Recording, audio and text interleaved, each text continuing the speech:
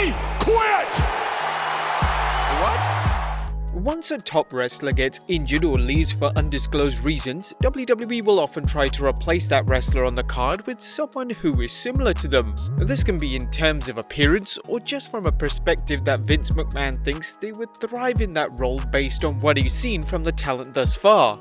Despite this, it rarely works. Can anyone stop the youngest WWE champion in history? The successful wrestler was in a top position for a reason. To try and replicate that success instantly is hardly ever going to work, and more likely than not, the fans will quickly reject them. With that being said, here are 10 WWE wrestling successors who were total flops.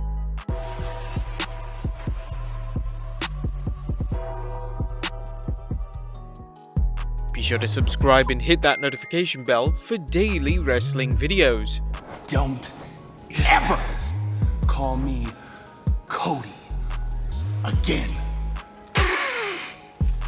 Number 1. Tom MAGEE as the next Hulk Hogan.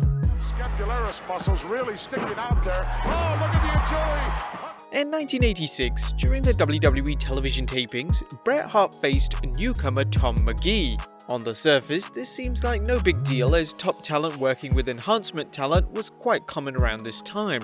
However, as MAGEE was wrestling Hart made MAGEE look that good that once they got backstage, Vince McMahon thought he found the second coming of Hulk Hogan in Tom MAGEE, clearly not realizing that Hart was the one who made the match as good as it was. And he rolls him up in a sunset flip. Oh, he got it! I can't believe it!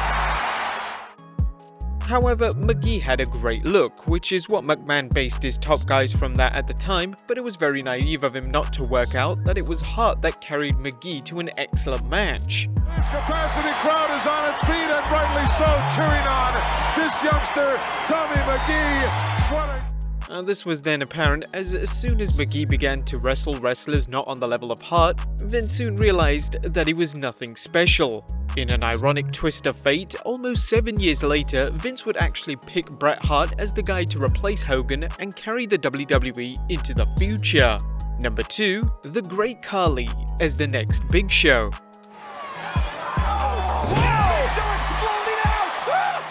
The Big Show is one of the largest and probably one of the most underrated WWE wrestlers ever. Despite being tall and 500 pounds, he's incredibly versatile as a performer and can work with anyone from The Undertaker to Rey Mysterio.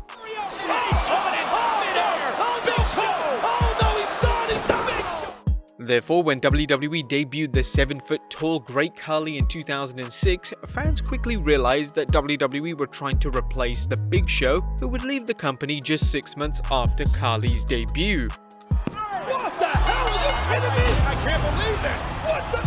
Khali was given the word that upon his debut, he would beat The Undertaker clean on pay-per-view and would even go on to win the world title. But no matter who he would face in matches, whether it was The Undertaker, Batista or even John Cena, the matches were truly horrible. The man could barely walk, never mind having a match fitting for 2007 WWE. It took a while for WWE to realize that Khali wasn't the next Big Show and he would soon turn into a comedy character for the rest of his WWE career. Number 3. CARA as the next Rey Mysterio. Mystico was a huge talent in Mexico and it was a massive deal when WWE signed him back in 2011. They even had a press conference for his signing, so it was clear that WWE had big plans for him. Mystico would wrestle as CARA and would make his WWE debut in April 2011 and would begin to wrestle under a weird blue light, similar to that seen in The Fiend's matches recently. Thank God that's gone. Owing to his lucha libre background, WWE would pair him with smaller talents such as Chavo Guerrero and Primo, but despite this, the matches never clicked. Get this guy! They were full of bloopers and fans never connected with them. Saw that Rey and Sin Cara are here for a long run. WWE saw Sin Cara as the next Rey Mysterio, one who obviously wore a mask and was very agile and acrobatic around the ring. There were even rumors of a feud happening between the two in 2012, which would result in Rey Mysterio passing the proverbial torch. But it never worked and never happened.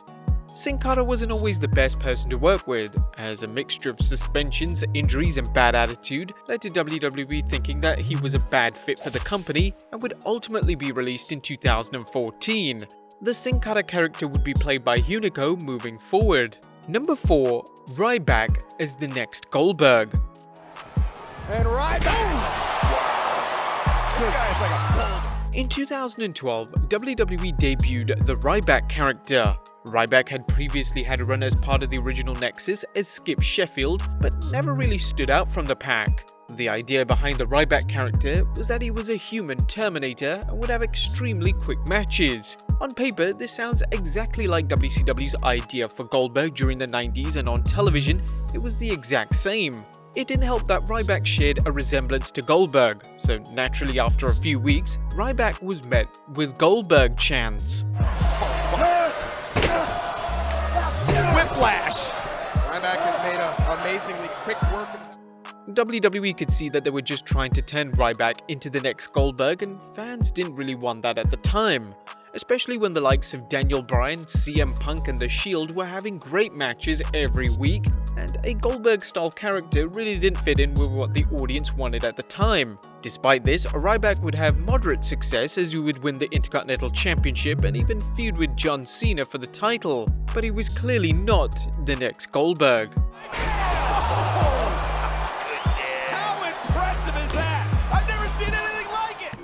Number 5. Lex Luger as the next Hulk Hogan. When Hulk Hogan left the WWE to join WCW in 1993, WWE had a mass panic. They didn't have any top stars at the level of Hogan, so they had the tough task to make a star that could carry the company in absence of the Immortal One. Vince McMahon's idea was to turn the then heel Luger face and then make him into an all-American loving hero. Everyone wants to know how I handle my nutrition and sustenance while I'm on the road. Vince's big idea was for Luger to tour the USA in a bus called the Lex Express to build his eventual WWE title win. This WWE title win would never come. He may have won the match, Lex Luger, but the championship remains in the possession of Yokozuna. At the time, WWE fans wanted something different. Gone were the days of wanting a muscularly, all-American loving hero. Instead, they wanted Bret Hart to be the face of the company, as he had really managed to resonate with the audience. It took Vince a while to come around to the idea that Luger wasn't the next Hogan and that he needed to go in a new direction. It took over a year for him to realize this, but once he did and he positioned Hart as the top guy, it was clearly the right decision. Number 6. Mason Ryan as the next Batista. In January 2011, WWE debuted Mason Ryan on Raw. He could have had a better debut as he interfered in a match between John Cena and CM Punk. Attacking Cena! Oh my god! Oh my god! Which led to Ryan joining the new Nexus stable. Mason Ryan looks so much like Batista that fans in the arena and at home initially thought that Batista had made a return. Sadly, it wasn't Batista, it was just the looks of Ryan that made it clear that WWE were trying to make him the next Animal. This monster of a man capable. His booking was extremely strong and he was put under the wing of CM Punk, just like Batista was put under Triple H's wing years earlier in Evolution. Sadly, Ryan had no charisma and his wrestling ability was average at best, meaning fans, despite CM Punk being there, just didn't care about him. WWE even turned him into a monster babyface at one stage, but even then this was completely rejected by the audience. Number 7. Sid the next Diesel. Tell him, big man!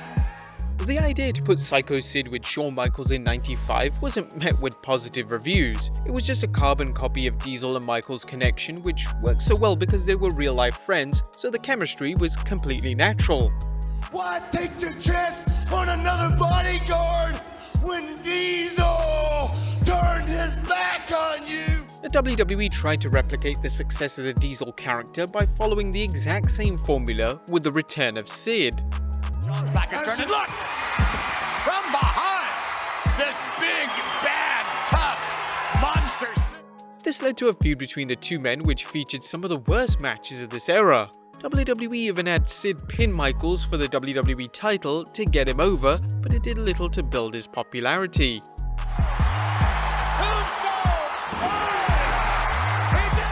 Following Sid losing to The Undertaker at WrestleMania 13 in the main event, Sid would only make a few more appearances in WWE before heading over to WCW once again. Number 8. Mordecai as the next Undertaker. We know very little, if anything at all, about Mordecai. In 2004, WWE debuted the Mordecai character. He would dress in all white and would make his mission to rid the world of sin.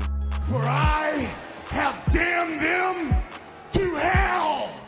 The moment he debuted, people compared him to The Undertaker as he was in essence the anti-Undertaker. He was the angel to The Undertaker's Grim Reaper.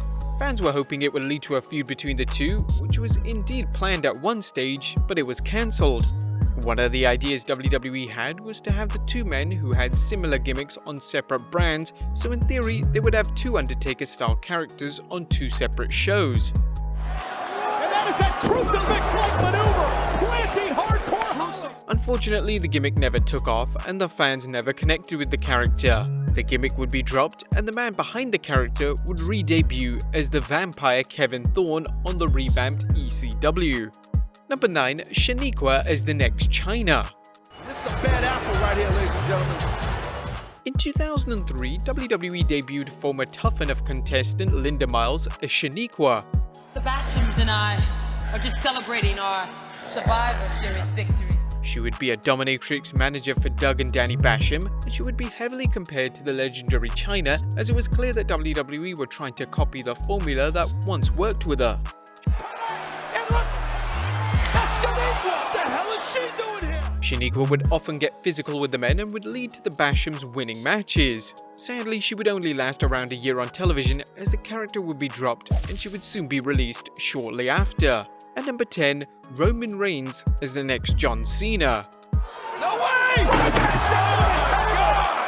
It was clear that when The Shield debuted in 2012 that Roman Reigns was a guy that WWE wanted to present very strongly, and throughout The Shield's run, Reigns did get the best reaction during their matches. Well, they're not going to dance with him, I guarantee you that. So the logic wasn't too flawed. However, when The Shield split in 2014, WWE began to shift the company around so that Reigns would become the face of the company. Bear in mind at this point, John Cena was still full-time, but it was rumored that he would be leaving for Hollywood in just a few years, which indeed he did. He's a part-time and fake-ass. The problem with Reigns was that his character as a babyface came across as completely disingenuous. The fans could tell he wasn't being himself, and they completely rejected it. It looks like you're just smuggling some tater tots. The Royal Rumble 2015 featured Reigns winning the match and then embracing The Rock, and even fans saw through this and heavily booed both men.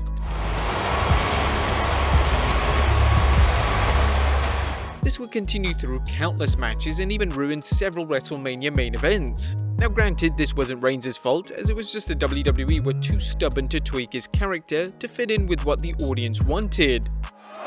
That's the way you really feel. Since Cena has gone to Hollywood, he has certainly become the face of the company, and whilst it was tough at first for him to connect, in recent times WWE have allowed him to express his true self on WWE television, which has made the connection with the audience a lot better. But there you have it guys, 10 WWE wrestling successors that totally flopped. Be sure to leave your comments down below, subscribe if you haven't already, follow us on Instagram and Twitter, and I'll see you next time with some more wrestling content.